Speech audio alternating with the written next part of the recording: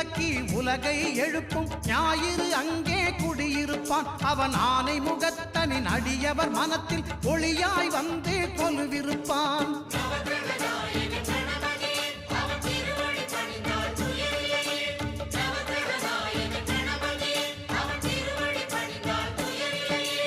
ஒன்பது கோளும் ஒன்றாய் காண அங்கு கற்பகம் என்னும் கடவுளின் மெய்யில்